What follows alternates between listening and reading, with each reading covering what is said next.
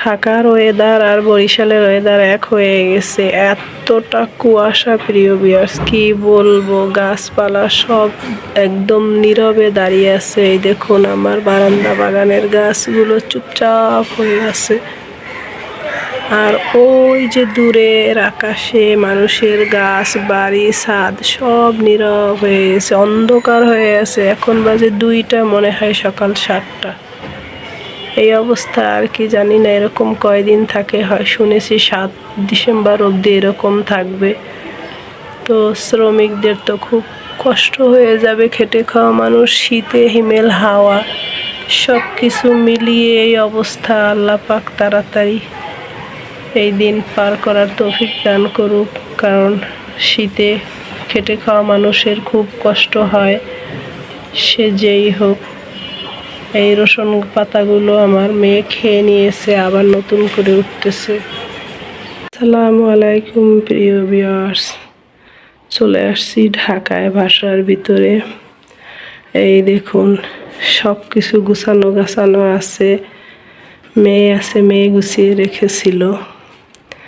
তো গ্রামের বাড়ি থেকে এসে মনটা খুব খারাপ হয়ে গেছে, কারণ মা বাবা ফ্যামিলি ভাই বোন সবাই মিলে যে একটা আনন্দ উল্লাস সবগুলো মিস করতেছি। তবুও তো কর্মের প্রয়োজনে ফিরতে হবে।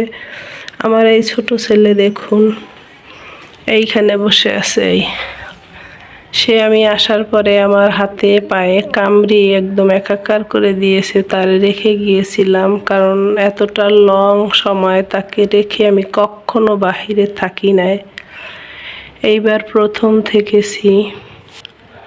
তার জন্য তার মন খারাপ হয়ে গেছে, কি আর করার, দরকারেই তো ছিলাম। আর ভালো লাগছে, দীর্ঘ দাম্পত্য জীবনে 20-25 বৎসরে এই প্রথম এতদিন আমি বাড়িতে মা বাবা ভাই বোন আত্মীয় স্বজনের সঙ্গে দিন পার করলাম।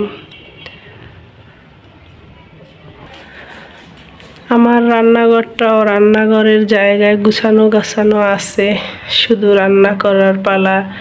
গ্রাম থেকে কত কি নিয়ে আসছি, সেইখান থেকে টুকটাক রান্না করব। আজকের ঢাকায় ফিরে আসার এই ছোট পরিসরের ব্লগ, আশা করি আপনাদের ভালো লাগবে, দেখতে থাকুন।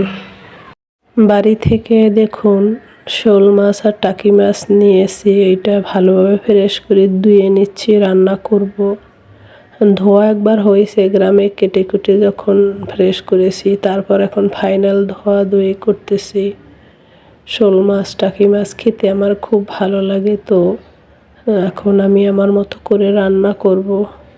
আর এইদিকে আমার ছোট ছেলে আমার পিছনই ছাড়ছে না, কারণ অনেক দিন পর সে আমাকে কাছে পাইছে। সে পায়ে হাতে মাথায় সব জায়গায় কামড়িয়ে টামড়িয়ে একদম, তারপরে চুপচাপ বসে আছে। কি আর করার, পোষ্য হলেও সে সব বুঝে। পোষ্য শোনা মুখ নেই, কথা বলতে পারে না, তাই বলে সে সব কিছু বুঝবে না এমন না, সবই বুঝে। কেন সে একা ছিল এতদিন, আমাকে মিস করছে, কি বলবো, ভাষা নেই, প্রয়োজনে থাকতে হয়েছে। আর আমি দেখুন কি কি মাছ নিয়েছি মলা মাছ, ডেলা মাছ, শিং কই মিলানো মিশালি মাছ নিয়েছি, খোকা ইলিশ, বড় ইলিশটা সেভাবে পাইনি। তারপর নিয়েছি ছোট ট্যাংরা, বড় ট্যাংরা, তারপর নিয়েছি এই যে বড় মাঝারি মিলিয়ে চিংড়ি, সব কিছু মিলিয়ে আরও আছে শাকসবজি মিলিয়ে নিয়েছি। তো এগুলো ছোট ছোট করে পলিথিন করে বা বক্স করে রেখে দেব। আর রান্না তো প্রায় হয়েই আসছে, ঠান্ডায় গলা শেষ, গাড়ির বাতাসে কি বলবো প্রিয় ভিউয়ার্স। এই টাকি মাছ আর শোল মাছটা আজকে ভুনা করতেছি, আর সর্ষে শাক দিয়ে ওই ছোটো চিংড়ি দিয়ে ভাজি করছি। ছোটো চিংড়িও নিয়ে আসছি, বড় চিংড়িও নিয়ে আসছি, যে এইটা খেতে ভালো লাগে।